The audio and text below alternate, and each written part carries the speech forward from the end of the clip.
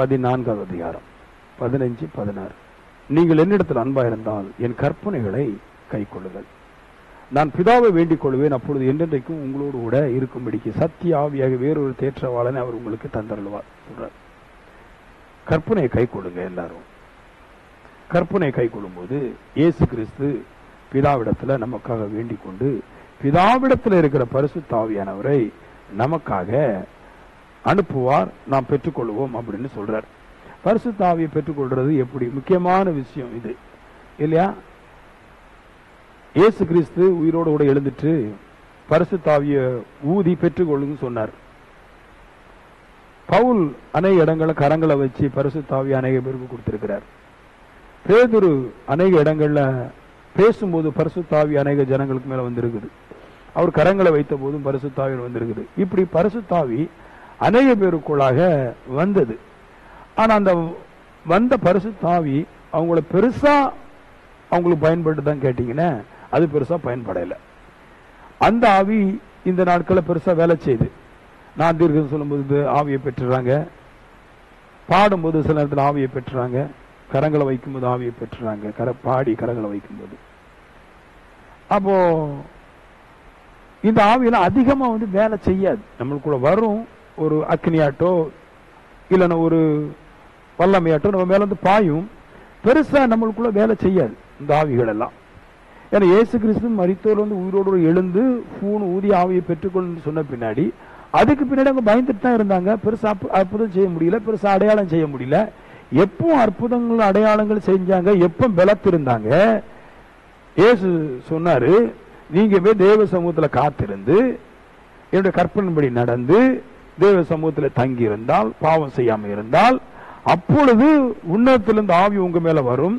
உன்னதத்துல இருந்த ஆவி உங்களுடைய பரிசுத்தத்தை பார்த்து உங்க மேல இறங்கினால் நீங்கள் வேறொரு நிலைமைக்கு மாறிவிடுவீர்கள். நாம் என்ன ஆவியை பெறணும் அப்படின்னா, ஆராதிக்கும் போது ஊழியக்காரன் பேசும்போது அந்த ஊழியக்காரனுடைய வல்லமையினால அல்லது அவனுடைய கரங்களினால வர்ற ஆவிய நம்பணும், வரும், நல்லதுதான். அதை பார்க்கிலும் நாம் தேவ சமூகத்துல பரிசுத்தமா இருந்து தேவனுடைய இருதயத்தை நாம் கரைய பண்ணி நம்மளுக்கு வர்ற அந்த ஆவியை தான் நான் அதிகமாக விரும்ப வேண்டும். அதுதான் பலன் செய்யும். அப்போ கற்பனையின்படி வாழும்போது தான் அந்த ஆவியானவர், உன்னதத்தில் இருக்கிற ஆவியானவர் நம்ம மேல இறங்குறார் அப்படின்ட்டு சொன்னேன். கற்பனை இப்ப கடைசி கற்பனைக்கு வந்துட்டோம். இந்த வாரத்துல முடிச்சுக்கிட்டு அப்புறமா இந்த ஆவியானவர் எப்படி வரங்களை தர்றாரு, எப்படி வரங்கள்ல வேலை செய்யறாருன்னு சொல்ல போறோம். அதுக்கு அடுத்தால எப்படி பரிசுத்தமா நடத்துறாரு அப்படின்னு சொல்ல போறோம். எப்படி கொஞ்சம் வருஷம் ஆகும் இதை முடிக்கிறதுக்கு. அப்போ இன்னைக்கு உள்ளதை போயிருவோம். அடுத்த வாரத்துல இருந்து வரங்கள் எப்படி வேலை செய்யறதை பத்தி பார்ப்போம்.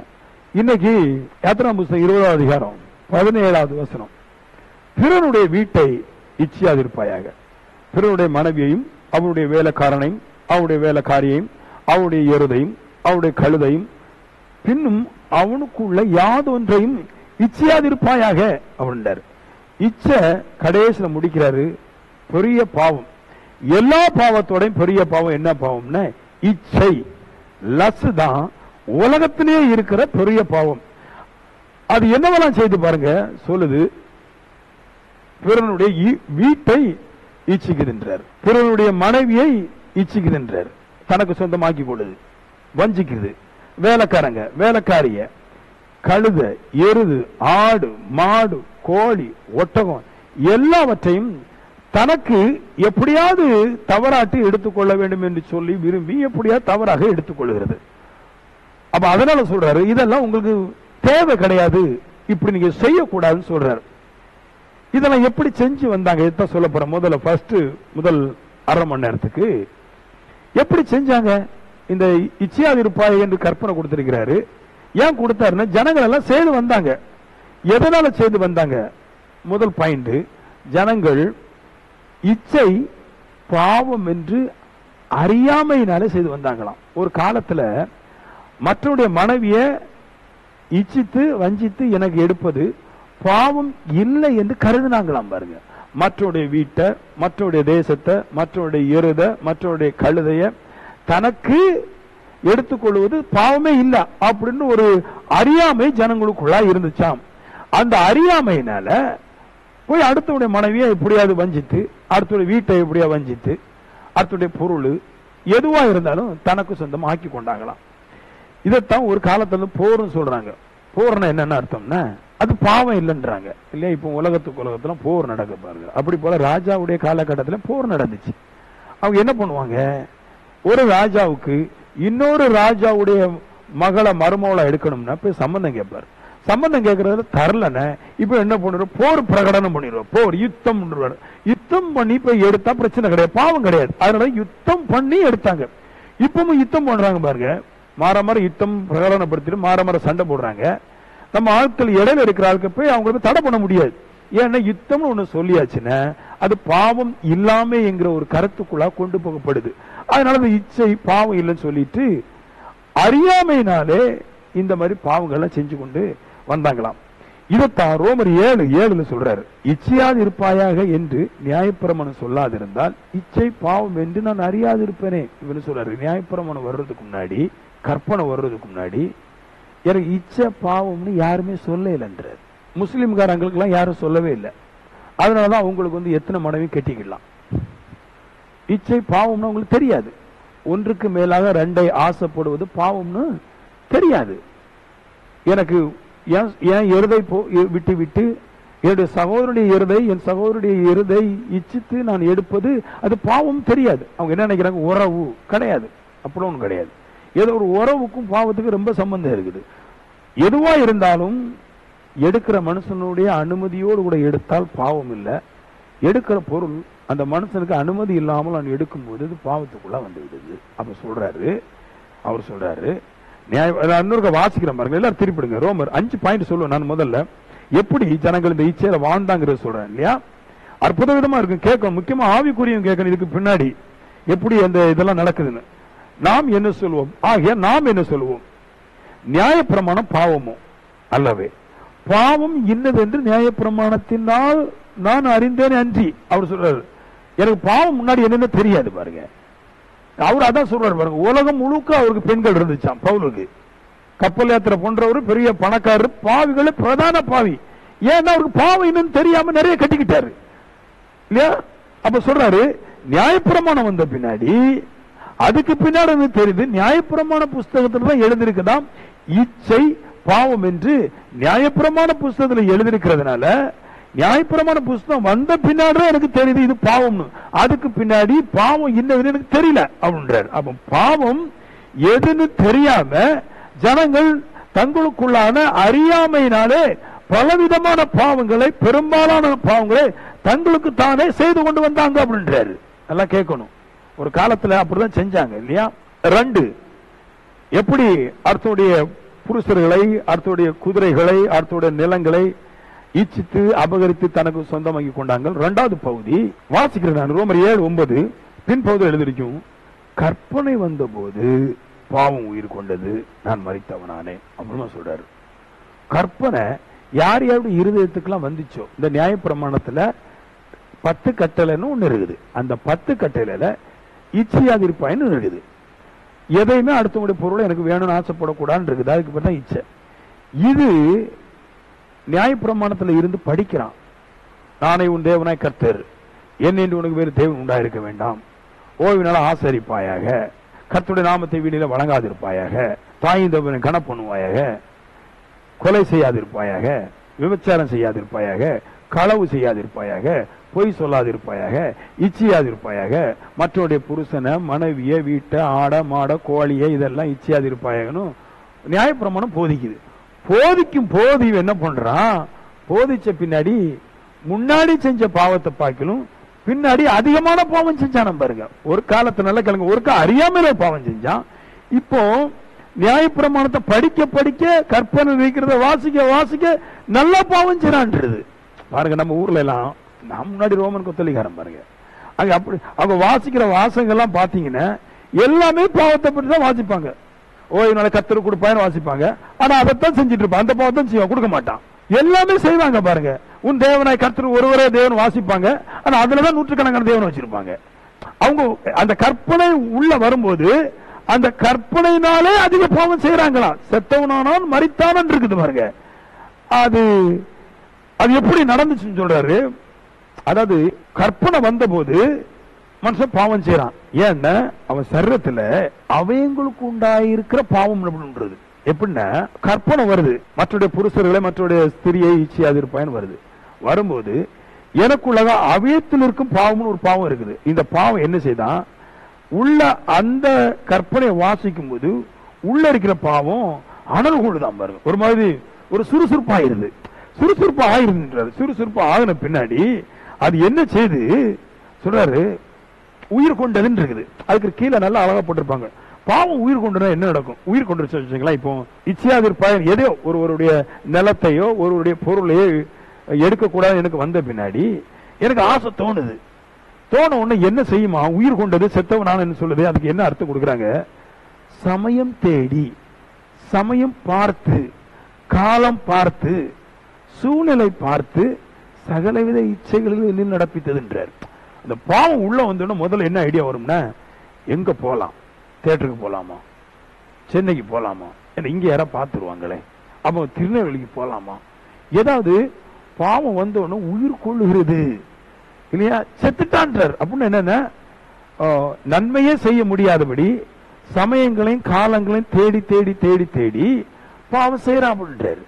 அப்ப நியாயப்பிரமாணம் பாவமா இல்ல, அப்ப நியாயப்பிரமாணம் வந்து அக்கிரமமா இல்ல. நியாயப்பிரமாணத்துக்கு கற்பனை பற்றி சொல்லுது, கற்பனை நல்லது, நல்லா கேட்கணும், அது பரிசுத்தமானது ஆவிக்குரியது. நல்லதும் பரிசுத்தமானதும் ஆவிக்குரியதுமா இருக்கிற கற்பனை எனக்குள்ள வரும்போது என்னைய சமயம் பார்த்து பலவிதமான பாவங்கள் செய்யும்படிக்காக என்னை ஊக்குவிக்கிறது என்றாரு. புரியுதா உங்களுக்கு நான் சொன்னது? அப்போ நல்லா கேட்கணும், பாயிண்ட் எங்க வருதுன்னு நல்லா கவனமா சொல்லுவோம் பாருங்க.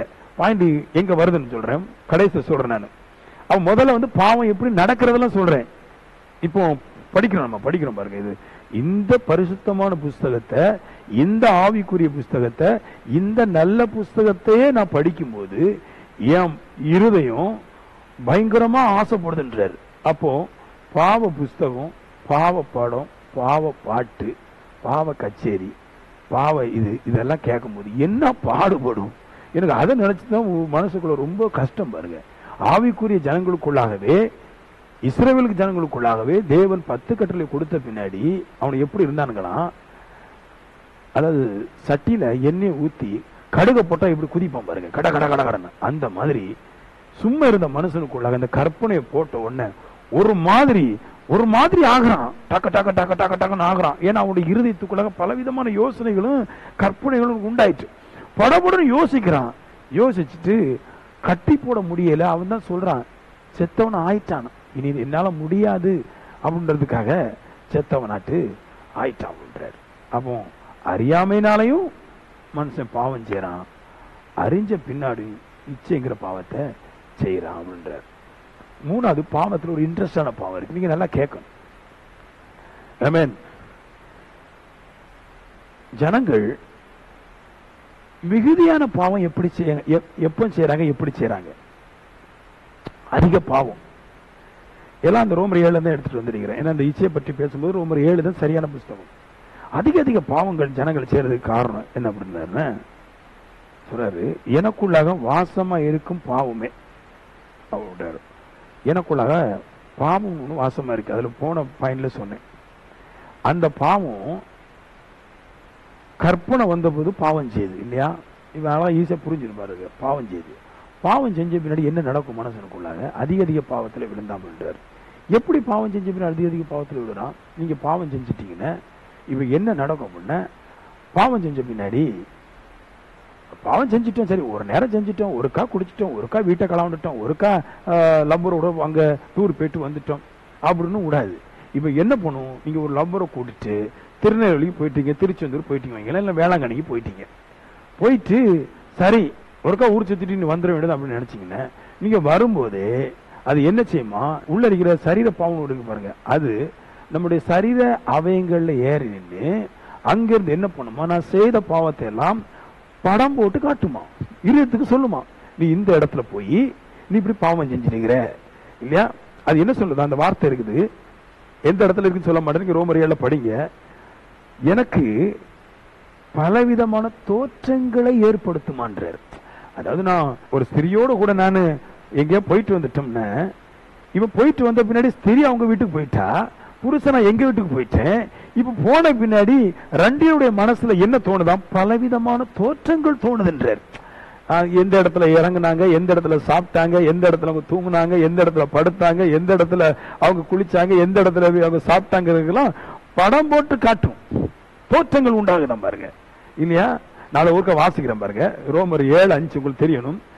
நாம் மாம்சத்துக்கு உட்பட்டிருந்த காலத்தில் நியாயப்பிரமாணத்தினாலே தோன்றிய அப்படின்னு பாருங்க. நியாயப்பிரமாணத்தினாலே தோன்றிய பாவ இச்சைகள் மரணத்துக்கு ஏதுவான கனிகளை கொடுக்கத்தக்கதாக நம்முடைய அவைகளில் பலன் செய்து. என்ன சொல்றாருன்னா, நியாயப்பிரமாணம் ஒண்ணு இருக்குது, அதுல இச்சையாதிருப்பாயின்னு ஒண்ணு இருக்குது. அந்த வார்த்தை படிச்ச உடனே இதயத்துக்குள்ள பல பல தோற்றங்கள் வருதான். இந்த மாதிரி கலவண்டா நல்லா இருக்கும், அவங்க வீட்டோட வெளியே போகும்போது தூக்கிட்டு வந்துடலாம், அவங்க வீட்டுல குளிக்கும் போது காப்பா எடுத்துட்டு போயிடலாம், அவங்க புருஷனா வீட்டோட வெளியே போகும்போது நம்ம வீட்டு ஜன்னலை திறந்து தாவீது மாதிரி உத்து பார்த்துக்கலாம், இப்படின்னு பல விதமான கற்பனை உள்ள தரும். இப்ப பாவம் செஞ்ச பின்னாடி செய்த பாவத்தை போட்டோ பிடிச்சி ரீல் போட்டு காட்டிட்டு இருக்கும். இது நல்லா இருக்கும். செய்த பாவத்தை அது காமிக்கும் போது மறுபடி நம்முடைய இருதயம் மறுபடி அதிலே விழுந்து விடுகிறது. பாவம் செய்யாமல் இருக்கும் போது இருதயத்தில் சிறிது தோற்றங்கள் வரும். பாவம் செய்த பின்னாடி இருதயத்தில் இருக்கிற எல்லா பாவங்களும், செய்த பாவங்கள் எல்லாம் இருதயத்துக்கு தெரியுது, இருதயம் ருசிக்குது. இப்ப இருதயம் என்ன செய்யுது? எல்லாவற்றையும் நம்ம சும்மா இருக்கிற நேரமெல்லாம் உள்ள பிசாசு சரீரத்தில் இருக்கிற பிசாசு அப்பப்ப நம்ம நினைவுபடுத்திடுது. என்ன பத்தியா நல்லா இருந்துச்சு, பத்தியா பத்தியா இந்த சோப்பு கலர் போட்டு வந்தப்போ நல்லா இருந்துச்சு, பத்தியா நீங்க 2 பேரும் அப்படியே கையை கொடுத்துட்டு போகும்போது பீச்சில் போகும்போது நல்லா இருந்தது, பத்தியா அப்படின்னு இருதயத்தில் இருந்து அது போட்டோ பிடிச்சு காட்டுமா. இப்போ நம்மள வாழவே விடாதுன்றாரு. ஹலோ ஆமென். ஒருக்கா போன் பண்ணாலே விடாதுன்றாரு. ஒருக்கா போன் பண்ணாலே அந்த போனை எடுத்து அந்த போன்ல நல்லாவும் இருக்கு, அது குரல் மோசமா இருக்கும், அதை எடுத்து காட்டும். பல விதமான தோற்றங்களை மனுஷனுக்குள்ளாக அது கொண்டு வந்திருந்தார். அதனால என்ன செய்யலாம்? அடிக்கடி பாவத்துல விழுந்துட்டே இருக்கிறான். நியாயப்பிரமாணத்தை பெற்ற மனுஷன் தான், கற்பனை பெற்ற மனுஷன் தான், கிறிஸ்தவர்கள் தான், யூதர்கள் தான். இத படிக்க படிக்க படிக்க படிக்க அதிகமான பாவத்துல, பெரிய பெரிய பாவத்துல திருப்பி திருப்பி திருப்பி திருப்பி மிகுந்த பாவத்துல அவன் செய்து கொண்டே இருக்கிறான். இப்படிதான் அதிகமா பாவம் செய்யறான். நம்மளுக்கு வெளியிருந்து படம் போட்டு காட்டுறாங்க, பாருங்க பாருங்க பாருங்க அப்படின்ட்டு. அது நம்ம செஞ்சு முடிச்ச உடனே ஹார்ட்டுக்கு வந்துருது நம்ம செஞ்ச பாவம். இது நம்ம செஞ்ச பாவம் விடாம போட்டு துரத்தி சரி. அதனாலதான் நிறைய பசங்க வெளிநாட்டு கல்யாணத்தை கட்டிட்டு வெளிநாட்டுக்கு போயிட்டு 2 மாசம் தான் இருப்பாங்க. என்னடா வந்துட்டேன்னு, அது மனைவி குழந்தை உண்டாயிருக்கிறா அப்படின்னு சொல்லுவான். இல்லைன்னா மாமி ரொம்ப அடிபட்டு இருப்பான், இல்ல அம்மாவுக்கு மூச்சு திணறும்பான். அம்மாவுக்கு முன்னாடி எல்லாம் மூச்சு திணறல் பல வருஷம் வந்திருக்கு, வரவே இல்லை. மாமிக்கு பல நாள் பிரச்சனை வந்து வரவே இல்லை. ஆனா இப்ப புதுசா ஓடி வந்துருவான். ஏன்னா அவன் அங்க தூங்க முடியல, இருக்க முடியல, அவனுக்கு பலவிதமான பிச்சரை பிசாசு எடுத்து கொடுத்துட்டே இருக்கு. நான் பாத்துக்கோ இன்னும் பாத்துக்கோ. அதனாலதான் இஸ்ரவேல்ல சொன்னாங்க, கல்யாணம் முடிஞ்சா 1 வருஷத்துக்கு யுத்தத்துக்கு போவே கூடாது. ஏன்னா அங்க போய் இருக்கும்போது வீட்டு நிலவுல இருந்துடக்கூடாது பாருங்க. ஆமென் சொல்லுங்களா. ஒரு இடத்துல வேதத்தை கற்பனையை வாசிக்கிறாங்கன்னு சொல்லிட்டு நம்ம இருக்க முடியாது. புரியுதா? தெய்வீகம் சொல்லிட்டு நம்ம ஒருத்தர் இருக்க முடியாது. ஏன்னா எனக்குள்ளா இருக்கிற பாவம் எவ்வளவு ஆவிக்குரிய தன்மையை கேட்டாலும் அது அதிகமான பாவத்துல விழுந்துருதுன்றாரு. சரி, இனி 4வது பாயிண்ட் போவோம். ரோமர் 7:23. பாவத்தை பற்றி பேசும்போது மனுஷ ஆத்மாவை பற்றி பேசணும் இல்லையா? ஏன்னா மனுஷனுடைய ஆத்மாவை தேவன் எப்படி சிருஷ்டித்தார், அதற்கு கொடுக்கப்பட்ட ஆற்றல் என்ன, இதெல்லாம் தெரிஞ்சுக்கணும். அதுக்கு 3 ஆற்றல் கொடுக்கப்பட்டதான். ஒண்ணு, மனுஷ ஆத்மாவை தேவன் சிருஷ்டித்த போது அது ஒரு ஆவி, மனுஷனுடைய ஆவியை தேவன் சிருஷ்டித்த போது, மனசு சிருஷ்டித்த போது ரோமர் 7 மனதின் பிரமாணம் ஒன்று இருக்கு, மனசு பிரமாணம், ஆத்மா பிரமாணம். அது சிருஷ்டித்த போது 3 பாயிண்ட் கொடுத்திருந்தார். 1, அது எப்பொழுதுமே பாவத்தை வெறுக்கும் மனுஷ ஆத்மா. 2, பாவத்துக்கு ஒரு காலம் சம்மதம் தெரிவிக்காது. 3, நன்மையை மட்டும் செய்ய விரும்பும். இந்த ஆத்மாவுக்கு இந்த 3 கேரக்டர் இருந்துச்சு இல்லையா? சிருஷ்டிப்புல மனுஷன தேவன் சிருஷ்டித்த போது மனுஷனுடைய ஆத்மாவுக்கு இந்த தன்மையை கொடுத்தார் இல்லையா? நல்ல பிரமாணத்தை கொடுத்தார். இந்த நல்ல பிரமாணத்தை உள்ள வாங்கின பின்னாடி என்ன ஆகுது? உள்ளுக்குள்ள ஆத்மா நல்லது, அற்புத விதமானது, சூப்பர், அது யாருக்குமே கேடு நினைக்காது, நல்லதான் நினைக்கும். ஆனா எனக்குள்ளாக இருக்குது பாருங்க ஒண்ணு, எனக்குள்ளாக சரீர அவய பாம்பு ஒண்ணு இருக்கு பாருங்க. அது என்ன செய்தான்? என்னுடைய சரீரத்தை பாவத்துக்கு உள்ளாக நடப்பிக்கிறதுக்கு என்னுடைய ஆத்மாவை அது சிறையாக்கி கொள்ளுகிறதுன்றார். போர்ச்சே தான். உள்ள இருக்கு பாருங்க, உள்ள இருக்கிற ஆத்மா, உள்ள இருக்க ஆத்மா, உள்ள பிசாசு இருக்குது. இந்த பிசாசு என்ன செய்தான், ஆத்மாவோட சண்டை போகுது. ஆத்மா சொல்லுது, இல்ல நான் பாவம் செய்யல, எங்க அம்மாவுக்கு ஒரே பொண்ணுதான், எனக்கு சரி வராது. இல்ல ஆத்மா சொல்லுது இல்லையா? இப்ப அதே ஆத்மா கூட இன்னொரு சொல்லும் பாருங்க, இல்ல அம்மா இருந்தா இருக்கட்டும், அப்பா இருந்தா இருக்கட்டும், நம்ம போவோம் அப்படின்னு சொல்லாதா? அம்மா சொல்லும், அம்மா சொன்னது உள்ள இருக்குது. அம்மா சொல்லும், நீ கரெக்டா போகணும், ஸ்கூலுக்கு கரெக்டா போகணும், ஆட்டோல நீ நடுசுல இருக்க, எண்டுல இருக்க கூடாது. வேக்கத்துக்கு தோல்ல போடும்போது அம்மா சொன்னது ஆத்மா கேட்டு நல்லதில்ல, அது அந்த ஆத்மா சொல்லும், அம்மா சொல்லிருக்காங்க, அதனால நீ ஆட்டோல நடுப்பக்கம் தான் இருக்கும். வீட்டோட வெளியே வந்தோட உள்ள இருந்து இன்னொன்னு பேசும். ஆட்டோல நீ இடம் செய்யல என்றுதான் இருக்கணும், உள்ளொன்னு பேசும் பாருங்க, அப்படி பேசும். இப்போ ஆத்மா சொல்லுது, நல்லது சொல்லுது, அம்மா பேச்சு கீழ்படியும், தேவனுடைய வார்த்தையை கீழ்படின்னு சொல்லிட்டு இருக்குது. உள்ள இருக்கிற பிசாசு சொல்லு, அதெல்லாம் ஒண்ணு கேட்காண்டாம். அம்மாவுக்கு தெரியாது, ஆட்டோல போகும்போது உள்ள இருக்கிற எல்லா டைமும் சொல்லிடலாம், எங்க அம்மாட்ட நான் எங்க இருந்து சொல்லாதீங்கன்னு. உள்ள இருக்கிற பிசாசு எதையாவது ஒண்ணு பேசி எடுத்து குழப்பி போராடி சிறையாக்கி கொள்ளுகிறதுன்றாரு. அதுக்கு என்ன ஒண்ணு பண்ண முடியாது, ஒரு அடிமை போல ஆகிறதுன்றாரு. நல்ல ஆத்துமா, பரிசுத்தமான ஆத்துமா, பாவம் செய்ய மறுக்கிற ஆத்துமா, அந்த ஆத்மாவை எனக்குள்ள அவயத்தில் இருக்கிற பாவம் எப்படியாவது கட்டி போட்டு என்னை பாவத்தில் வில பண்ணுதுன்றார். ஆனா இப்படிதான் மனுஷன் செய்யறான். எல்லாருக்கும் நல்ல மனுஷன் பாருங்க, ஜெயில அடிக்கிற ஹிட்லர் நல்லவர் தான், செத்து போனவரு பின்லேடனும் நல்லவர் தான். அவங்க ஆத்மா, எல்லாருடைய ஆத்மாவும் நல்ல ஆத்மா தான். ஆனா ஒன்ன கவனிக்காம போயிட்டாங்க, அவங்களுக்குள்ள சரீர அவயத்துல பாவம் ஒண்ணு இருந்துச்சு. அது எல்லாரையும் சிறையாக்கி சிறையில போட்டு வாழ்நாள் பொழுதும் அடிச்சுட்டு இருக்கு. ஏமேன்னு சொல்லுங்களேன். இப்ப இதுதான் நம்மளுக்கு சத்தியம் புரியாம போச்சு பாருங்க. நல்ல மனுஷன் தான், நல்ல பிள்ளைங்கள் தான், நல்ல பெண்ணு தான். ஆனா உள்ள பாவமான ஒரு கற்பனை ஒண்ணு, பாவ கற்பனை ஒண்ணு மனுஷனுக்குள்ள வேலை பார்த்துட்டு இத படிச்சாலே, இதை தெரிஞ்சாலே பாவம் நடக்கிற இடத்துக்கு நம்ம பிள்ளைங்களை போவதுக்கு சம்மதிக்க மாட்டோம். ஏன்னா பாவாத்மனும் ஒண்ணு இருக்குது. நல்ல கற்பனையே கொண்டு வந்த பின்னாடியே அவனை பாவம் செய்ய வச்சிருது. நல்ல ஆத்மாவையும் தனக்கு வசப்படுத்தி பாவம் செய்ய, டாப்பு பாருங்க, தேவ கற்பனையும் உள்வாங்கி பாவம் செய்ய வைக்குது. மனுஷ ஆத்மா பரிசுத்தமானது, அதையும் உள்வாங்கி அது போராடி பாவம் செய்ய வைக்குதுன்றாரு இல்லையா? அப்ப அது எப்படியாவது மனுஷன் என்ன செய்து சிறையாக்கி கொள்ளுகிறது என்றார். பாவ பிரமாணத்துக்கு விரோதமாட்டு அது தன்னை சிறையாக்கி கொள்ளுது. தன்னுடைய அவயங்கள் ஆசையை தோற்றி வச்சு அந்த அவயங்களுடைய விருப்பத்திற்கு எப்படியாவது சண்டை போட்டு போராடி குத்தி குடைஞ்சி எடுத்து, சில நாட்கள் ஒரு 2 நாள் போராடி பார்ப்போம், இல்ல இனி பாவம் செய்யக்கூடாது, அப்படி செஞ்சிடக்கூடாதுன்னு முடியாது. ஒரு 3 நாள் போராடி பார்ப்போம், முடியாது. ஒரு 4 நாள் போராடி பார்ப்போம், முடியாது. 7வது நாள் பிசாசு ஜெயிச்சிடும் நம்முடைய ஆத்மாவை. இப்படிதான் நிறைய பேருக்கு ஜெயிச்சுது. அம்மா ஒரு பக்கம் சொல்லு, பிரேமிச்சு நீ லவ் பண்ணாதன், இல்லம்மா அப்படி பண்ண. அம்னோ நீ அங்க போகாத, இல்லம்மா அப்படி கிடையாது, அப்படி கிடையாது, இப்படி கிடையாது, இப்படி கிடையாது, அப்படி கிடையாது, இப்படி கிடையாது. கடைசியில பார்த்தா அப்படிதான் இருக்கும். அப்ப சொல்லுவாங்க, சித்தப்பா சொல்லி கேட்கல, மாமா சொல்லி கேட்கல, அம்மா சொல்லி கேட்கல, அப்பா சொல்லி கேட்கல, யாருமே சொல்லி கேட்கல. என்ன பையன் இது? நான் தான் சொல்றேன், நல்ல பையன் தான். ஆனா உள்ளுக்குள்ள பாவ பிரமாணம் ஒண்ணு இருக்குது.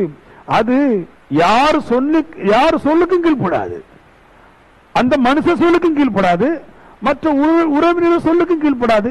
ஏன்னா அதுக்கு கீழ்படாத ஒரு குணம், அது பாவம் செய்வதற்காகவே கட்டமைக்கப்பட்ட ஆவி. அது எந்த மனுஷனுக்கும் கீழ்படியாமல், நல்லா கேளுங்க, கற்பனைக்கு கீழ்படியில, சொந்த ஆத்மாவும் கீழ்படியில. இப்படி இருக்கும்போது மற்ற மனுஷனுடைய ஆலோசனைக்கு அது கீழ்படின்னு சொல்றது முட்டாள்தனம். சில வீட்டுல ஒரு பெரிய தப்பு நடக்கும் பாரு.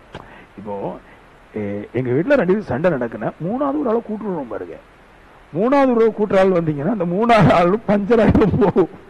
ஏன்னா உள்ள இருக்கிற ஆவி கற்பனைக்கு கீழ்படியல, அவர் சொல்லுக்கும் கீழ்படியல, மனைவி சொல்லுக்கும் கீழ்படியல, பிள்ளைங்க சொல்லுக்கும் கீழ்படியல, புருஷன் சொல்லுக்கும், யாரு சொல்லுக்கும் கீழ்படியல. 3வது ஒரு ஆளை கூட்டு வந்தீங்கன்னா நான் சொல்லுவேன், கீழ்படிய மாட்டாரு, கீழ்பட்டு போவார்.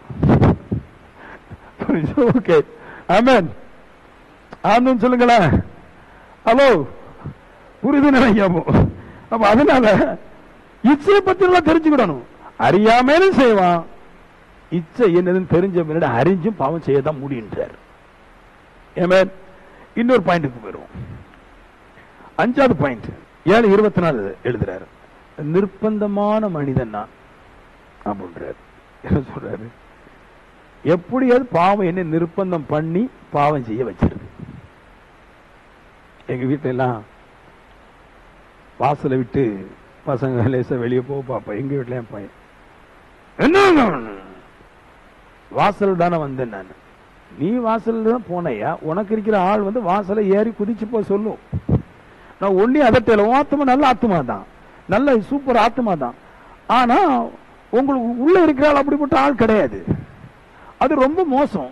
அதுக்கு அழகுன்னு தெரியாது, கலரும் தெரியாது, வெள்ளையும் தெரியாது, கருப்பும் தெரியாது, காசுன்னு தெரியாது, பல்லு நீண்டிருக்கான்னு தெரியாது, பல்லு இல்லைன்னு தெரியாது, மண்டையில மூடி இருக்கான்னு தெரியாது. அதுக்கு வந்து லவ் வந்து எப்படி வேணாலும் பண்ண வைக்கும். உங்களுக்கு புரியுதா? உங்களுக்கு ஆமீன் சொல்லுங்களேன்.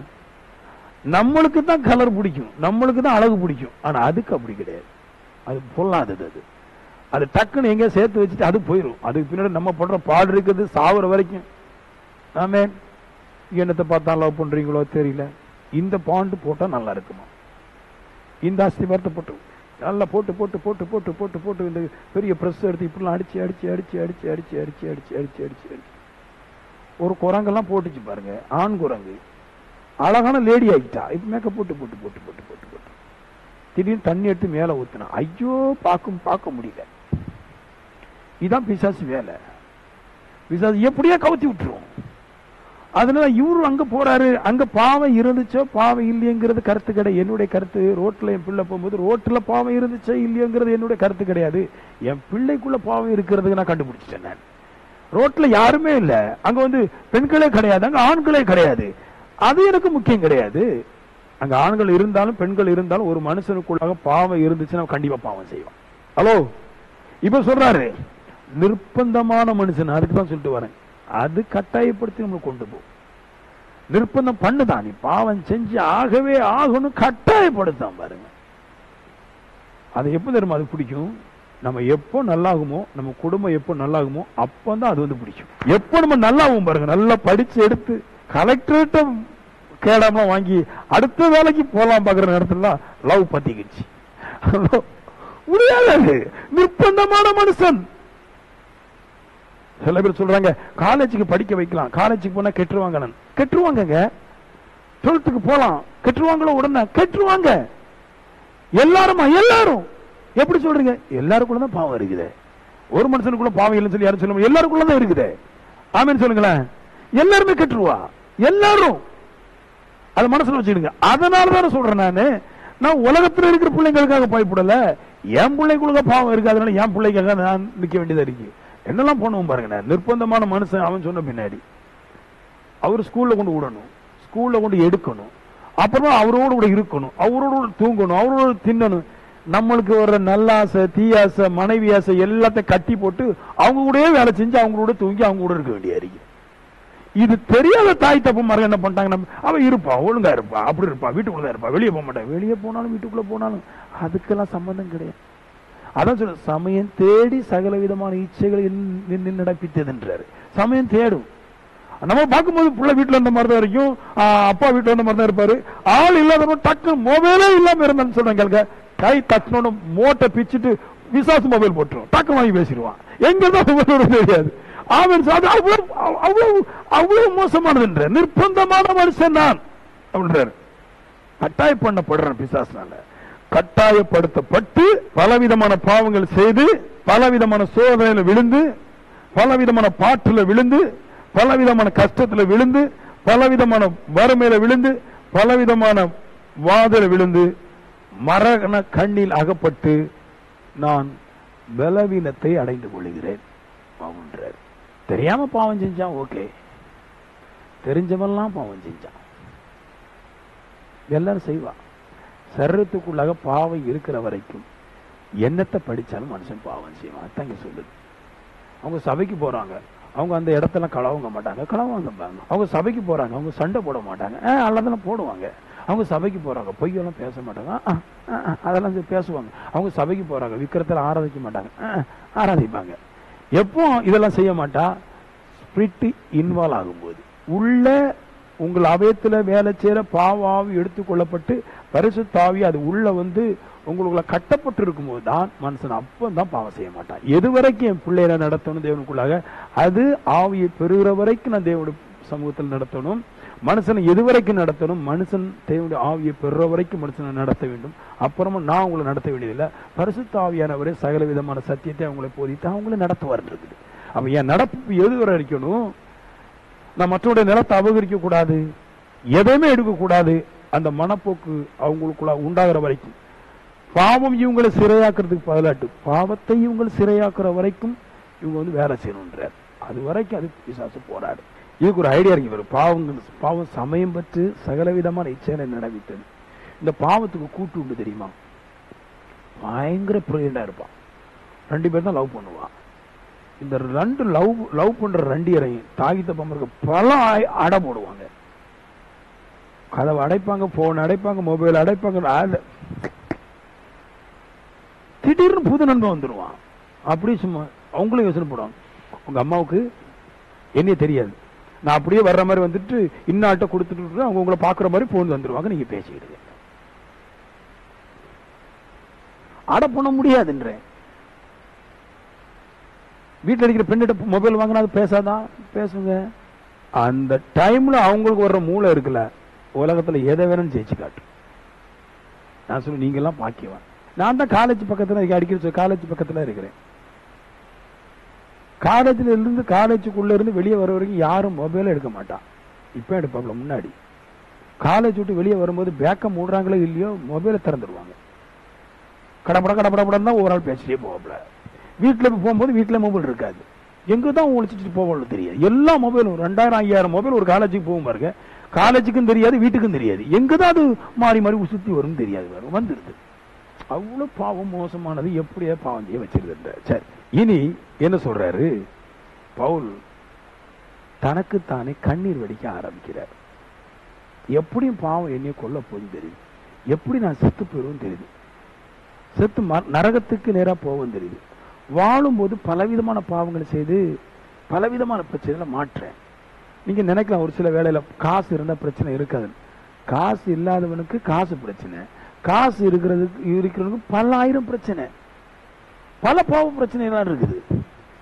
பல பிரச்சனைக்குள்ள போறான். பவுலுக்கு காசு உள்ள மனுஷன் எப்படியாவது இந்த பாவத்தை போக்கணும் ஆசைப்படுறான். கண்ணீர் விடுறான், கதறான்.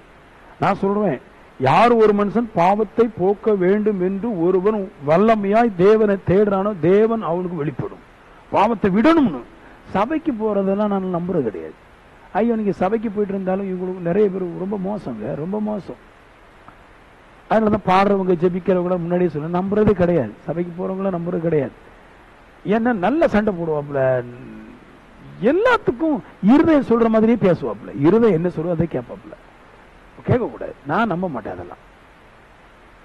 இந்த மனுஷன் என்ன பண்றான்? தான் பாவத்தை நினைச்சு கதறான், சத்தம் போடுறான். எப்படி நான் மாட்ட போறேன்? நரகத்துக்கு போறேன். என்னதான் தின்னாலும், என்னதான் புசிச்சாலும், என்னதான் குடிச்சாலும், என்னதான் பணம் இருந்தாலும், என்னதான் சந்தோஷமா இருந்தாலும் வலுக்கட்டாயமா பாவம் செய்யறேன். அப்ப வலுக்கட்டாயமா நரகத்துக்கு போகணும்னு தெரிஞ்சுட்டு வாலிய பயன்தான். அந்த சத்திய உணர்வு வந்த பின்னாடி சொல்றாரு 24 இருக்குது, இந்த மரண சரீரத்தில் இருந்து யார் என்ன விடுதலையாக்குவார்? அவருக்கு ஒரே கரைச்சல். யார் இந்த பாவத்திலிருந்து விடுதலையாக்குவான்? பண்டிகை போனா பண்டிகைக்கு மாற சண்டை போடுறாங்க. பண்டிகையில போனா குடிச்சு திடுறாங்க. பண்டிகைக்கு போனா அங்க வந்து ஆடலும் பாடலும் கச்சேரியும் போட்டு பாவத்தை தான் பண்றாங்க. எங்க போனாலும் பாவம். இவர் என்ன பண்றாரு? ஒரு முறை என் பாவத்தை போக்குறது யாரா இருக்கிறாருன்னு பாக்குறது உலகம் முழுவதும் தெய்வங்களை அறிந்து கொள்றாரு. ஏதாவது ஒரு தெய்வம் பாவம் செய்யாம பாவத்தை மன்னிக்க கூடிய ஏதாவது ஒண்ணு இருக்குதான்னு பார்த்தா ஒண்ணுமே இல்லை. அவர் சொல்றாரு, அவங்க நாவும் யாவும் திறக்கப்பட்ட பிரேத குழி, நன்மை செய்கிறவன் ஒருவனாயும் இல்லை, எல்லாரும் வழி தப்பி ஏகமா கெட்டு போயிட்டார். எப்படி சொல்றாரு அவரு? எல்லாத்தையும் செக் பண்ணாரு. பெரிய பெரிய பரிசுத்தவான்களை செக் பண்ணார். மோசையை செக் பண்ணார், மரியாவை செக் பண்ணார், தாவீதை செக் பண்ணார், மற்ற மதங்கள் இருக்கிற பரிசுத்தவான்கள் சொல்றவங்களை எல்லாம் செக் பண்ணா எல்லாம் பாவம் செஞ்சு எல்லாம் உளையான செட்ல போயிட்டு அழுறாரு. ஐயோ, ஒரு ரட்சகரும் இல்லையே, ஒருவன் கூட என் பாவத்தை போக்குறதுக்கு இல்லையே. படாத பாடுபடாரு. சும்மா போறாரு. எங்க ஒரு நிலம் இருக்குது, அதுக்கு காம்பவுண்ட் இல்ல, வேலை இல்ல, உடனே இவர் பேர்ல பட்டம் எழுதிட்டு போயிடுறாரு. அப்படி சும்மா போறாரு. எங்கேயோ 2 போட்டு கிடக்குது, 2 வாரத்துக்கு அந்த போட்டுல ஆள் இல்லைன்னா உடனே போட்டை கட் பண்ணி எடுத்து அவர் வீட்டு கொண்டு கட்டிடுறாரு. அவர் அனுபவம் இல்ல. அவ்வளவு மோசம். இதெல்லாம் செஞ்சுக்கிட்டு பாவம் செய்யறனே உலகம் முழுவதும் தேடியாச்சு. எல்லா புராண புஸ்தகங்களும் மாற்றி மாற்றி படிக்கிறாரு. ஒரு இடத்துல உங்களுடைய மூதாதையர்கள் இந்த புலவர்கள் எல்லாம் பற்றி எழுதியிருப்பார். நம்ம புலவர்களை பற்றி எழுதியிருக்காரு. புலவர்கள் எல்லாம் நல்லா படிச்சு பாக்குறேன். ஏதாவது ஒரு புலவன் நம்மளை வந்து பாவத்திலிருந்து மீட்க மாட்டான்னு புலவனை பற்றியும் படிக்கிறாரு. எல்லா புலவமாக கவிதை எழுதுனா, அழகா எழுதுனா, எல்லாம் சடங்காச்சாரியத்துல பாவத்துல பொத்து விழுந்துட்டான். எல்லா புலவன் நல்லா பேசுவாங்க பாருங்க, பேசுனா அத்தனை பேரும் விழுந்துட்டான். ஒரு புலவனும் தப்பிக்கல பாருங்க. எல்லா சாஸ்திரங்களும் இதிகாசங்களையும் பார்த்தா எல்லாம் நன்மை செய்ய நன்மை செய்ய நம்மளுக்கு தான் எழுதி வச்சிருக்குது. அங்க எல்லாருமே பொத்து விழுந்தான் கிடக்கிறான். எல்லாம் பாவத்துல விழுந்து கிடக்கிறான். ஐயோ, உலகம் முழுவதும் தேடிட்டார். யார் என்ன இந்த நிர்பந்தமான மனுஷன், யார் இந்த மரண சரீரத்திலிருந்து என்னை விடுதலையாக்கும், யாரு விடுதலையாக்கும், யாரெல்லாம் தேடி பார்த்துறான். எல்லாருமே சொல்றாங்க நல்லது செய்ய நல்லது சொல்றாங்க. யாரும் நல்லது செஞ்ச ஒரு ஆளை கூட பார்க்க முடியல. அவரால் அழுகுறான், கரையிறான். இப்ப ஒரு முடிவுக்கு வர்றான். பிதாவாகிய தேவன் மட்டும்தான் தெய்வம் தெரிஞ்சு போச்சு. இப்போ ஒரு முடிவுக்கு வரான். இனி தேவனுக்கான ஒரு வைராக்கியம் வாழன் அப்படின்ற ஒரு முடிவுக்கு வர்றான். முடிவுக்கு வரும்போதுதான் அப்பதான் புதுசாட்டு ஒரு கிறிஸ்துவம்னு ஒரு கொள்கை புதுசா வருது. அவர் பாக்குறாரு. இது வரைக்கும் பிதாவே பிதாவேன்னு சொல்லிட்டு இருந்தான், நம்ம கர்த்தாவே கர்த்தான்னு சொல்லிட்டு இருந்தோம். இப்ப ஒரு கொஞ்சம் கூட்ட பேரு கிறிஸ்துவே கிறிஸ்துவன்னு சொல்லிட்டு இருக்கானே, என்னடா இது நம்ம தேவத்துக்கும் நம்முடைய கற்பனைகளுக்கும் நம்முடைய கொள்கைகளுக்கும் விரோதமா வருதுன்னு கோபப்படுறான். கோபப்படும் போது என்ன பண்றான், உடனே போய் அப்போஸ்தலர் நடவடிக்கைகள் வருது, உடனே போய் பிரதான ஆசாரியர் போய் கையெழுத்து வாங்குறாரு. இந்த கிறிஸ்துவர் சொல்லிட்டு கொஞ்சம் பேர் ஓவரா பேசிட்டு இருக்கிறான். நம்ம தேவனுக்கு விரோதமா இருக்குது, கண்டிப்பா இதற்கு முடிவு எடுக்கணும். ஏன்னா அவரால் பாவ மன்னிப்பு இருக்குது, வேற யாராலும் பாவ மன்னிப்பு இல்லை, நான் எல்லாத்தையும் படிச்சுட்டேன் அப்படின்னு சொல்லிட்டு கடன்னு போய் பிரதான ஆசிரியர் கையெழுத்து வாங்குறாரு. எந்த கோயிலையாவது யாராவது போய் தேவன் பிதாவாகிய தேவனை தவிர வேற யாராவது ஆராதித்தா அவரெல்லாம் பிடிச்சி கொல்லணும், இல்லைன்னா ஜெயில போடணும் நிருபத்தை வாங்கிட்டு லெட்டரை வாங்கிட்டு போறாரு. போகும்போதுதான் திடீர்னு சடிதியாட்டு வானத்திலிருந்து ஒரு பெரிய வெளிச்சம் பிரகாசித்தது. அற்புத கதையை சொல்றேன். அப்போஸ்தலர் 9 வானத்திலிருந்து ஒரு ஒளி அவனை சுற்றி பிரகாசித்தது. ஒரு சத்தம் கேட்டார். அந்த சத்தம், சவுலே சவுலே நீ என்னை ஏன் துன்பப்படுத்துகிறாய்? ஆண்டவர் நீர் யார் என்றேன். நீ துன்பப்படுத்துகிற இயேசு நான் தான். உடனே ஒரு சத்தம் கேட்டுச்சு. பொத்துன்னு விழுந்துட்டான், கண்ணு குருடாயிற்று. அப்பதான் அவனுக்கு தெரியுது. 25ஆம் வசனத்தில் எழுதியிருக்கிறாரு, நம்முடைய கர்த்தரா இயேசு கிறிஸ்து மூலமா தேவனை ஸ்தோத்தரிக்கிறேன். ரோமர் 7:25 தேவனை ஸ்தோத்தரிக்கிறேன். யார் மூலமா ஸ்தோத்தரிக்கிறேன்? கர்த்தரா இயேசு கிறிஸ்து மூலமா ஸ்தோத்தரிக்கிறேன். ஏன்னா அவர் தான் பாவம் செய்ய விடாதபடிக்கு தடை பண்ணார். இங்க எங்க இருக்குது அப்படின்னா இருக்குது பாருங்க. இந்த இடத்துல வாசிக்கும் போது இவங்களுக்கு புரிஞ்சிருக்காது, இப்ப புரியும் பாருங்க. தமஸ்குக்கு போறாரு. போகும்போது வானத்திலிருந்து ஒரு பெரிய ஒளி விழுந்துச்சு. கண்ணு கூடாயிட்டான். கண்ணு கூடான பின்னாடி உடனே அவன் இயேசுட்ட பேசுறான். இயேசுவிட்ட பேசுறாரு. இதுல எங்க எழுதி வைத்திருக்குது தெய்வம் பாவம் செய்ய விட மாட்டான்னு எங்க எழுதி வச்சிருக்குது? அப்படி எழுதல. ஆனா அவன் புரிஞ்சுக்கிட்டான். என்ன புரிஞ்சுக்கிட்டான்? தமஸ்கஸ்ல போய் எல்லாரும் கொலை பண்ணுவதற்கும் ஜெயில போடுவதற்கும் தான் அவருடைய நோக்கம். இப்போ இந்த பாவத்தை செய்ய போன பொழுது வானத்திலிருந்து ஒரு ஒளி, அங்கிருந்து வந்த சத்தம், இயேசுங்கிற நாமமும் வானத்திலிருந்து ஒளியும் அவன் மேல விழுந்த போது அவன் கொலை செய்ய வேண்டும் என்கிற அந்த நோக்கம், அந்த மனப்பாங்கு அவனை விட்டு போனது. அப்பதான் தெரியுது, இவ்வளவு வீரியமாய் கொலை செய்ய போக ஆசைப்படும், பாவம் செய்ய போக வேண்டும் ஆசைப்பட்டிருந்தேன்னா இந்த ஒளியும் இயேசுங்கிற நாமம் என் மேல விழுந்த பின்னாடி பாவம் செய்ய விடாமல் ஆக்கிவிட்டதே. அப்பதான் புரியுது, இயேசு ஒருவரால் மனுஷனுடைய பாவத்தை போக்க முடியும். அங்க இருந்தா அந்த சத்தியத்தை பிடிச்சுதான் அப்புறமா ஆகுறான். அங்க அவனுக்கு யாரும் சத்தியம் சொல்லல. ஏசு என்னை துன்பப்படுத்த அப்படின்னு கேட்கிற அவன் தான் சொன்னாரு. ஆனா அவன் அந்த இடத்துல சத்தியத்தை பிடிச்சான். நான் போனது எதுக்கு போனேன்? பாவத்துக்கு போனேன். ஆனா என்னால பாவம் செய்ய முடியல. அப்ப இவர் தான் பாவத்தை செய்ய முடியாமல் ஆக்குற தேவன் அங்க உணர்ந்து கொண்டான். எப்படி சத்தியத்தை பிடிக்காம இருக்கு? நம்ம எல்லாம் பைபிள் வாசிக்கும் போது நிறைய பேர் ஒண்ணுமே பிடிக்க தப்பா பிரசங்கம் பண்றான். எவ்வளவு தப்பு பண்றாங்கன்னா, பைபிளே முக்காவாசி அவங்களுடைய கருத்தை தான் பேசுறாங்களே தவிர பைபிள் இருக்கிறத பேச மாட்டேன்றாங்க. அப்ப அவனுக்கு புரிஞ்சிருச்சு, ஏசு சூப்பர், ஏசு மட்டும். எல்லா இடத்துக்கு போகும்போது நல்லா கேளுங்க, நீங்க பாவம் செய்ய போனா கண்டிப்பா நீங்க அந்த பாவத்தை செய்ய முடியும். நீங்க கொலை செய்ய போனா கண்டிப்பா கொலை செய்ய முடியும். நீங்க பாவம் செய்ய போனா கண்டிப்பா எந்த பாவம் உங்களால செய்ய முடியும். ஆனா அவன் என்றான், எவ்வளவோ பாவங்கள் செய்வதற்கு நம்ம முயற்சி பண்றோம், எல்லா பாவத்தையும் செஞ்சிருக்கிறோம். ஆனா இந்த முறை பாவம் செய்ய போகும்போது பாவம் செய்யாமல் இருப்பதற்கு தடை பண்றதுக்கு இந்த உலகத்துல யாருமே இல்லையே, இப்படி ஒரு தடை வந்துச்சு. அதான் கேட்கிறான். ஒரு வார்த்தை போடுவோம் பாருங்க. ஒரு சத்தம் கேட்டான். அந்த சத்தம், சவுலே சவுலே நீ என்னை ஏன் துன்பப்படுத்துகிறார்? அதுக்கு பவுல் கேட்பான், ஆண்டவரை நீ எரியார். ஏன்னா கொலை செய்ய போன என்னைய தடுத்து வச்சுட்டீரே, நீர் யாரு அப்படித்தான் கேட்கிறான். அதான் சொல்றாரு இயேசு. அப்பதான் அவரு புரிஞ்சிச்சு கொலை செய்யறதெல்லாம் தடுக்கிறது இயேசு தான் முடியும். அங்கிருந்து பிரசங்கத்தை தொடங்குறான். உலகம் முழுவதும் சத்தியத்தை பேசி முடிச்சுட்டான். பாவம் செய்வதற்கு எல்லாருமே அனுமதி தருவான். பாவம் செய்யக்கூடாதபடி தடை பண்றது இயேசு கிறிஸ்து மட்டும்தான். அதுக்குதான் சொல்லுவேன், இயேசு கிட்ட வர்றது முக்கியம் இல்லை, இயேசு கிட்ட வந்தா நல்ல பாடம். ஆமென்.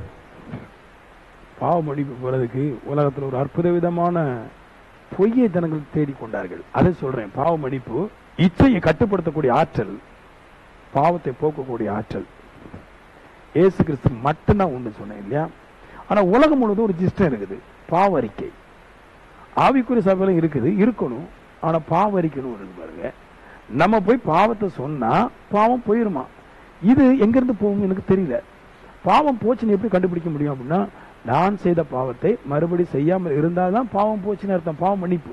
நான் ஒரு பாவத்தை திரும்ப திரும்ப செய்தால் பாவம் போகவில்லை என்று அர்த்தம். அப்ப என்ன சொல்றாங்கன்னா, ஆவிக்குரிய ஜனங்கள் சொல்றாங்க, பாவத்தை அறிக்கை செஞ்சா கர்த்தர் பாவத்தை போக்குவார் அப்படின்ட்டு.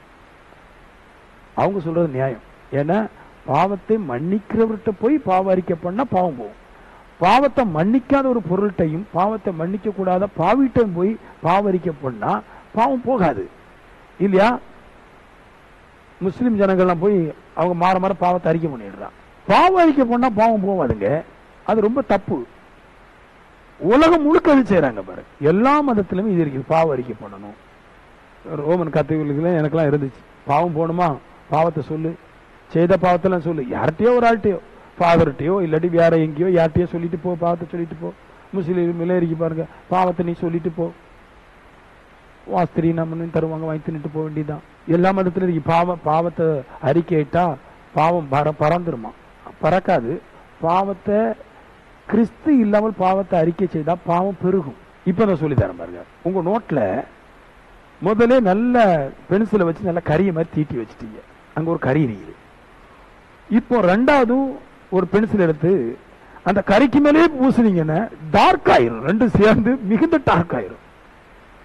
பாவத்தை எப்படி போக்குமா, எப்படி அது மாற்ற முடியும் அப்படின்னா, நல்ல டார்க்கா இருக்குது. நல்ல டார்க்கா இருக்கிற இடத்துல நல்ல வெள்ளையா இருக்கிறது அப்புறம் கொண்டு தேய்க்கிற எராசரை கொண்டு அழிச்சாதான் அது அழியும். அப்போ கருப்புக்கு கருப்பு பதில் தராது, கருப்புக்கு வெள்ளைதான் பதில் தரும். பாவ மன்னிப்பு எப்படி உண்டாகுது? அறிக்கையினால உண்டாகுது. உலகம் செய்யறது போல உண்டாகாது. இயேசுவை விசுவாசிக்கிறதுனால உண்டாகிறது என்றார். இயேசுவை முதல்ல விசுவாசித்து அந்த விசுவாசத்துல நின்று பின்பு உங்களுடைய பாவங்களை அவர்கிட்ட சொல்லும் போது நடக்கும். இயேசு இல்லாமல் ஒரு அறிக்கை பாவ மன்னிப்பு தராது. நல்லா புரிஞ்சுக்கணும். எல்லாருமே பாவி. நான் ஒரு ஆட்ட பாவத்தை சொன்னா, சாமியாட்ட சொன்னா, சாமியார் என்ன எப்ப தூக்கிட்டு போகணும்னு ஐடியா போடுவார். புரிஞ்சுக்கணும். நான் என் ஃப்ரெண்ட்ட போய் சொல்றேன், இப்படி நான் ஒரு பெண்ணை லவ் பண்றேன், அதுக்கு எனக்கு பிடிக்கல, நாளைக்கு பார்த்தா அவங்கள்ட்ட லவ் பண்ணிட்டு போயிருவாப்ல. ஹலோ, இப்படி பல அற்புதங்கள் நடந்திருக்குது உலகத்துல. அதனால பாவத்தை போய் யார்கிட்ட சொல்ல முடியாது. அப்ப என்ன செய்யணும்? வேதம் சொல்லுது, பவுல் சொன்ன மாதிரி அவர் ஒருவரால அண்டி ரட்சிப்பு வேற யாராலும் கிடையாது. யோவான் சொல்றாரு, இவரை பிடிச்சுக்குங்க முதல்ல. எல்லா பாவம் இருக்குங்க, உலகத்தை விட்டுருங்கன்றான். எல்லாம் இயேசுவை தவிர எல்லாருமே பாவி. பாவத்துக்கு முன்னாடியே பாவத்தை சொல்லாமல் பரிசுத்தருக்கு முன்னாடி உங்களுடைய பாவத்தை அறிக்கை செய்யும் தான் மாறி இருக்கு. இப்ப பாருங்க, 4-5 பாயிண்ட் தரேன் நான். எபேசியர் 1:7, இவருடைய ரத்தத்தினாலே பாவ மன்னிப்பாகிய மீட்பு இவருக்குள் நமக்கு உண்டாயிருக்கிறது சொல்றாரு. பாவ மன்னிப்பாய் மீட்பு எப்படி இருக்குது? இந்த ரத்தம் சொல்றாங்க பாருங்க. இதெல்லாம் சொல்லி தரேன் நான். இவருடைய ரத்தத்தினாலே பாவ மன்னிப்பாகிய மீட்பு, இயேசு கிறிஸ்து ரத்தத்தினாலே பாவ மன்னிப்பாகிய மீட்பு இயேசு கிறிஸ்து மூலமாய் நம்மளுக்கு உண்டாயிருக்குதுன்றார். என்ன சொல்றாரு? இயேசு கிறிஸ்துக்குள்ளாக ரத்தம் இருந்துச்சு இல்லையா? அந்த ரத்தம் என்ன செய்தான்? மனுஷனுக்குள்ளா வரும்போது மனுஷனுக்குள்ள இருக்கிற அந்த பாவ குணங்களை எல்லாம் அது சுத்திகரித்து விட்டு விடுதான்றார். ஆமென் சொல்லுங்களேன். அப்ப இவரை விசுவாசிங்கன்றார். நான் பாவ மன்னிப்புக்கு என்ன சொல்லுவேன்? நான் பெரும்பாலும் என் பாவத்தை அறிக்கிட மாட்டேன். ஆண்டவரே, நான் மற்றவங்களுடைய நிலத்தை அப்படி எடுக்கலாம் ஒரு ஐடியா போட்டிருக்கிறேன், எடுக்கலாமா வேண்டாமெல்லாம் இப்படி சொல்ல மாட்டேன். நான் என்ன தெரியும் சொல்லுவேன்? அவருடைய கிருபையின் ஐஸ்வர்யத்தின்படி இப்படிதான் பாவ மன்னிப்பு கேட்பேன். அவருடைய கிருபையின் ஐஸ்வர்யத்தின்படி இவருடைய ரத்தத்தினாலே பாவ மன்னிப்பு மீட்பு இவராலே நமக்கு உண்டாயிற்று. இதான் சொல்லுவேன், ஆண்டவரே உங்களுடைய ரத்தத்தினால எனக்கு பாவ மன்னிப்பு உண்டாயிற்று. இது விசுவாச அறிக்கை. உங்களுடைய ரத்தத்தினால எனக்கு பாவ மன்னிப்பு உண்டாயிற்று என்று எழுதியிருக்கிறது, அது நிரூபிக்கப்பட்டிருக்கிறது. உங்களுடைய ரத்தத்தினாலே என் பாவங்கள் மன்னிக்கப்படட்டும். அப்படிதான் பேசுவேன் நான். நான் அங்கிருந்து எல்லா குப்பைகளும் சொல்லிட்டே இருக்க முடியாது. வருஷக்கணக்காக என் பாவத்தில் சொல்லிட்டு இருக்க முடியாது. எப்ப பாவம் செஞ்சு சொல்லிருக்க முடியாது. மொத்தமா சொல்லிடுவோம், ஆண்டவரே நாங்க எல்லாரும் பாவிதான், ஆனா என் பாவத்தை சொல்றதுனால போவோமா? போகாது. உம்முடைய வல்லமையை நான் பேசுறதுனால, உங்களுடைய வல்லமையை அறிக்கையிடுறதுனாலே அது போகும். ஆமென். 2 எபிரேயர் 9:14 கிறிஸ்துவின் ரத்தம் எங்க போது பாருங்க, வேலையை பாருங்களேன். கிறிஸ்துவின் ரத்தம் உங்கள் மனசாட்சியை செத்த கிரியை கலர சுத்திகரிப்பது எவ்வளவு நிச்சயம். அவர் சொல்றாரு, இயேசு கிறிஸ்து ரத்தம் இருக்கீங்களா, அது என்ன செய்தான்? மனசாட்சின்னு ஒண்ணு இருக்கு பாருங்க. சில பேர்லாம் இப்படி சொல்லுவாங்க பாருங்க, நம்ம மனசாட்சிப்படி வாழ்ந்தா போதும்.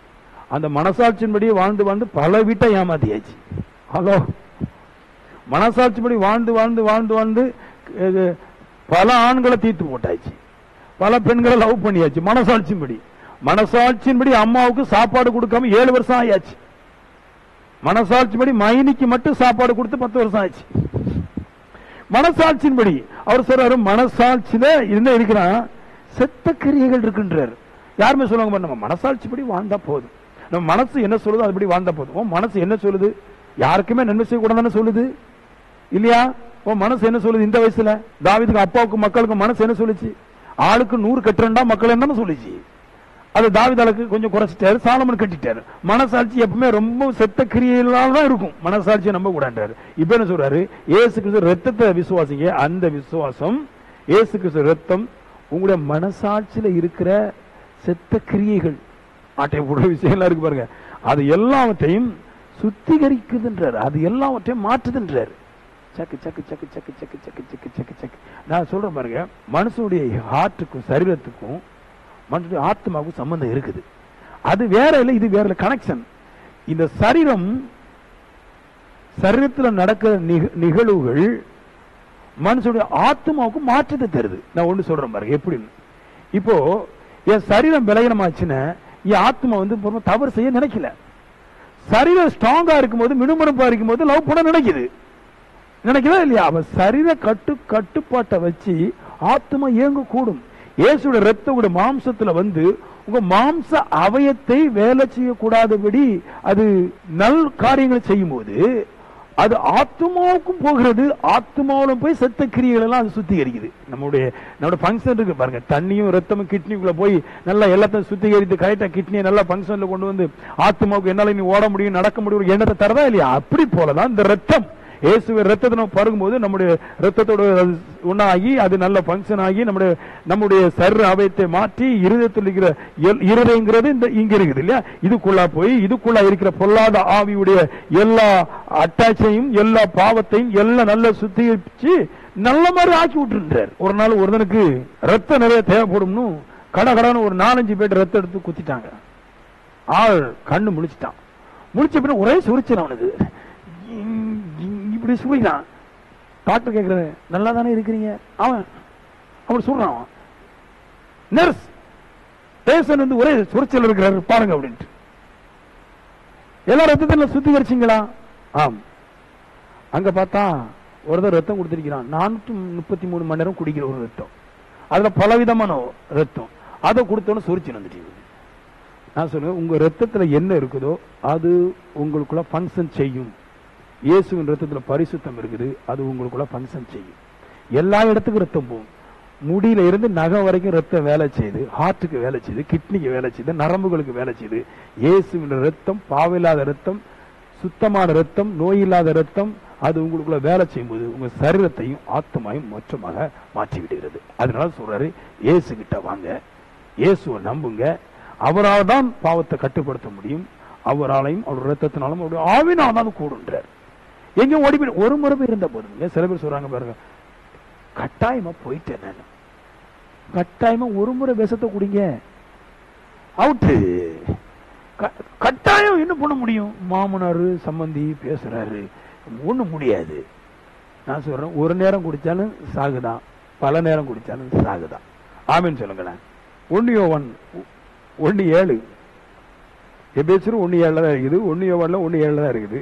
இயேசு கிறிஸ்து ரத்தம் சகல பாவங்களை நீக்கினமே சுத்திகரிக்கும். இது அற்புத விதமா இருக்கு பாருங்க. சகல பாவத்தை நீக்கி சுத்திகரிக்கும். சில பேருக்கு கடவுளுக்குள்ள வந்த பின்னாடி அடுத்தவங்களுடைய மனைவி மேல ஆசை போயிடும், அடுத்தவங்க புருஷன் மேல ஆசை போயிடும். ஆனா அடுத்தவங்களுடைய நிலத்து மேல ஆசை போவாது. எப்படியாவது அதை நம்ம பேர்ல வளைச்சு போடணும். சில பேருக்கு அடுத்த வீட்டுல இருக்க இந்த ஆடு மாடு கோழி இது மேல ஆசை வரும். சில பேருக்கு வண்டிக்கு மேல ஆசை வரும். எப்படியாவது அந்த வண்டியை வாங்கி எப்படியோ போட்ட வேண்டியதுதான். இப்படி பல விதமான ஆசை வரும். இவர் சொல்றாரு, இது ஒரு பாவம் இல்ல, 2 பாவம் இல்ல, 3 பாவம் இல்ல, சகல விதமான பாவங்களை நீக்கி சுத்திகரிக்கின்ற எல்லா பாவத்தையும் போக்குன்றார். அற்புத விதமான. அதுக்குதான் இங்க நிக்க நாடணும். இங்க எதுக்கு நிக்கணும்? தேவ சமூகத்துல எதுக்கு நிக்கணும்? கிறிஸ்துவோட சமூகத்துல எதுக்கு நிக்கணும்? என் பொல்லாத இச்சைகள் எல்லாவற்றையும் அது கட்டுப்படுத்தி கட்டுப்படுத்தி ஒரே நாள்ல நடக்குமா கேட்டீங்கன்னா ஒரே நாள்ல நடக்காது. உங்களுடைய இருதயம் தேவனுக்குள்ள கட்டப்பட்டு அதிலே நீங்கள் வாழ வாழ வாழ வாழ வாழ வாழ அதிலே நடக்க நடக்க அதிலே ஓட ஓட ஓட ஓட நான் சொல்லுவேன், ஒவ்வொன்றும் நாள்பட்டு வயதுபட்டு நாம் மறிக்கிறது போல நம்முடைய பாவங்கள் நாள்பட்டு முதிர் வயது ஆகி அது நம்மளை விட்டு சிறிது சிறிதாக குறைஞ்சு மாறி போயிடும். ரோமர்ல வருங்க இன்னொரு வசனம் ரோமரில் சொல்றேன் நான், 5வது அதிகாரம் அங்கதான் எடுத்தோம். 5:9 இப்படி இருக்க அவருடைய இரத்தத்தினாலே நீதிமானாக்கப்பட்டிருக்க கோபாக்கினைக்கு நீங்களாக அவராலே ரட்சிக்கப்படுவது அதிக நிச்சயமாம் இப்ப சொல்றாரு. நம்ம பாவம் செஞ்சோம் பாருங்க. இப்ப கடைசியில் முடிக்கும்போது இப்படி முடிக்கணும்ல, கண்டவுடைய நிலத்தெல்லாம் போய் எடுத்துட்டோம், கண்டவுடைய மனைவியை போய் எடுத்துக்கிட்டு அப்புறமா ஒரே ஜெபம், பிரச்சனை வரக்கூடாது, பிரச்சனை வரக்கூடாது, ஆண்டவரே பிரச்சனை வரக்கூடாது, தெரியாம நடந்துச்சு. அவர் அடுத்தவங்க நிலத்தை சொந்தமா எழுதி வச்சுட்டு எப்படியாவது பிரச்சனை வரக்கூடாது. எப்படிடா பிரச்சனை வர போகும்? அடுத்தவடைய ஆட்டை எடுத்து நம்ம கறி வச்சுக்கிட்டு. இஸ்ரேல்ல ஒரு 2 பெண்கள் இருந்தாங்க பாருங்க, பயங்கர பஞ்சம். பஞ்சம் அப்படிப்பட்ட பஞ்சம். பஞ்சத்துல என்ன ஆகி போச்சு, 2 பெண்கள் ஐடியா போட்டான். பிள்ளைங்கள் வந்து அம்மா மார்கள் அப்பா அம்மா நம்ப கூடாது, தாய் தப்பமார்கள் பிள்ளைகள் நம்ப கூடாது. பஞ்சம் பெரும் பஞ்சம். 2 பொம்பளை ஐடியா போட்டான், இப்படியே போனா நம்ம ரெடியா செத்துருவோம். அதனால நம்ம 2 பிள்ளைங்களும் ஒரு பிள்ளைய நல்லா முதல்ல வெட்டி கண்ணை ஆப்பாயில போட்டு உதட பீஸா மாதிரி வச்சு சாப்பிடுவோம்னு ஆப்பாயில போட்டு பீஸா போட்டு சாப்பிட்டாங்க. படிச்சிருக்கீங்களா? இதெல்லாம் இருக்குது பைபிள்ல. அப்ப அதுக்கு தண்டனை வருமா வராதா? நீ பசிக்கு தின்னாலும் பஞ்சத்துக்கு தின்னாலும் ஒரு உயிரை கொல்றதுனால தண்டனை வருமா வராதா? வரும். ஹலோ, அப்போ நான் என்ன பாவம் செஞ்சாலும் அதுக்கு தண்டனை இருக்குங்க. அவ தப்பு செஞ்சாங்க, அதனால நான் தப்பு செஞ்சேன், அவ சரியாயிட்டு. அவ தப்பு செஞ்சதுக்கு கர்த்தர் அவளை பார்த்துக்கிடுவாரு, நீ தப்பு செஞ்சதுக்கு கர்த்தர் உன்னை பார்த்துக்குவாரு. ஹலோ, புரியுதா? உங்க பிரச்சனைக்கு நீங்க தீர்வு பண்ண முடியாது. என்னை ஒரு நாள் அடிச்சுட்டு நானும் அடிப்புங்கிறது தீர்வு கிடையாது. அவன் செஞ்ச பாவத்துக்கு கர்த்தர் தண்டிப்பாரு.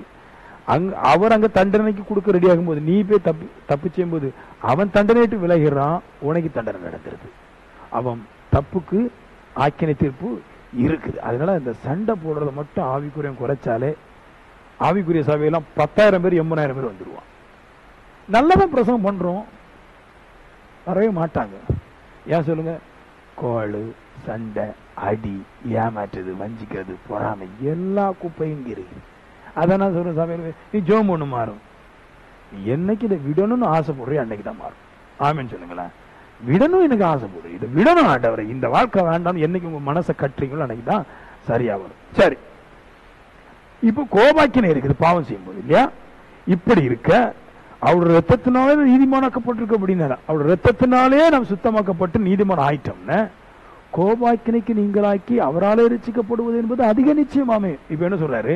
ஒரு ஆள் உன்னை அடிக்குது, இல்ல அடிக்கும் போது நீ என்ன பண்ற? அவங்களுக்கு நல்லதை செய்யும் போது நீ செஞ்ச பாவங்கள் முன்னோடி நீங்க செஞ்ச பாவங்கள் அங்க கலாவுண்டது இங்க ஏமாற்றது இருக்குது, இது எல்லாம் இப்ப என்ன ஆயிடுது? அப்படியே நின்றுதுன்றார். இனி கோபாக்கினை நீங்களாக்கி இயேசுவே நம்மளை நீக்கி விட்டுறார். இயேசுவோட ரத்தம் பாவங்களை மன்னிக்கிறது மட்டுமல்லாமல் நம்முடைய கோபாக்கினை எல்லாம் நீக்கிறார். புள்ள என்னை விசுவாசி நடக்குது, இப்ப நீதிமான் ஆயிட்டு, சரியா வேலை செய்து நல்லா போகுது அப்படின்ற எண்ணம் அவருக்கு எப்ப நம்ம கொடுக்கிறோமோ அப்பவே நம்முடைய நிலைமைகள் மாற்றப்பட்டது. ஞாயிற்றுக்கிழமை அருமையான பிரசவம், இந்த ஜபத்தை எல்லாம் பத்தி கொண்டு நல்லா ஜெபம் பண்ணீங்க, எல்லாம் நல்லா ஜெபம் பண்ணணும். ஆனா அதை மட்டும் நம்பிட்டு இருக்கிறாங்க. அப்புறமா எல்லா சபை விசுவாசி மாதிரி நம்மளும் ஆகிடுவோம். ஜெபம் பண்ணோம், நாங்க ஜெபம் பண்ணோம். நான் என்ன சொல்றேன்? கழுத இனிமேல் தீமை செய்யக்கூடாது, இனி எந்த மனுஷனுக்கு சண்டை போடக்கூடாது, யாரையும் தப்பா பேசக்கூடாது, நட்டமான ஆயிட்டு போகுது, நானே சாக போறேன், அப்புறம் என் பொருள் இருந்து என்ன செய்ய போகுது? ஒரு நல்ல மனப்பக்குவத்துக்கு வாங்க, நல்ல மாதிரி போங்க. நீங்க இல்லையா? ரோட்ல வெள்ளையோடு கூட போறதுக்கு பார்க்கணும். ரோட்ல போகும்போது 2 பேர் சண்டை போட்டு இருக்கும் போது அவனுக்கு தீர்வு செய்ய முடிக்க நல்ல கோணத்துல போங்க. ரோட்ல நல்லா வெள்ளையை போட்டு அப்படின்னு இருப்பாங்க பாருங்க. எல்லாம் ரோட்ல வெள்ளையை போட்டு அப்படி நிற்கும் போது பக்கத்துல ஒரு 7 சாப்பாடு கோழிலாம் படுத்து கிடந்தாங்க, கவனிக்க மாட்டாங்க. வெள்ளையை போட்டுட்டு ரோடு காரை தான் பாக்குறாங்க எல்லாரும். இங்க ஒரு மனுஷன் பக்கத்துல மெடிக்கல் பக்கத்துல சாப்பாடு இல்லாம துடிச்சிட்டு இருக்கிறான். ஐயோ வலிக்குது, வயிறு வலிக்குது, வெள்ளனே பஸ் வருதான்னு பாரு. என்னன்னா வெள்ளனே ஓடுறதுக்கு முடியல அவங்களால. இங்க ஒருத்தன் குடஞ்சிட்டு கிடக்குறானே, இவனுக்கு எப்படி சாப்பாடு போடுறது, எப்படி இவனை தூக்கிட்டு போய் மெடிக்கல் ஷாப்புக்கு போனா அவனுக்கு ஒரு 8000 செலவழிமா, நான் எப்படி போறது? இதைத்தான் வேணுன்ற இந்த நீதிமானுக்குரிய எந்த ஆச்சலும் கிடையாது. நான் என்ன பண்ணுவேன் தெரியுமா? டக்கணும், ஏன் நான் வெள்ளை சட்டை போட்டிருந்தேன், அவனை எடுத்து அவனுக்கு அதில் போய் மெடிக்கல் ஷாப்ல போய் ஒரு சோடா வாங்கி கொடுத்து அவனுக்கு மாத்திரை வாங்கி கொடுத்துட்டு, ஏன் வெள்ளை சட்டையை கலத்திட நீ போடா, ஒழுங்கா போடா, எதிர்த்து போடான்றான். நான் பைபிள படிச்ச நீதியும் பரிசுத்தமும் பரிசுத்த ஆடையும் தான் அப்படியே சொல்லுது. எம் வருதா பாரு, எம் வந்து பின்னாடி ஏறி ஓடிடும்பா. பக்கத்துல பெரிய எம்மா கிடக்காங்க, இல்ல எம்மா ஒரு சீசன் கீழே படுத்து கிடக்கான்னு சரி வராது.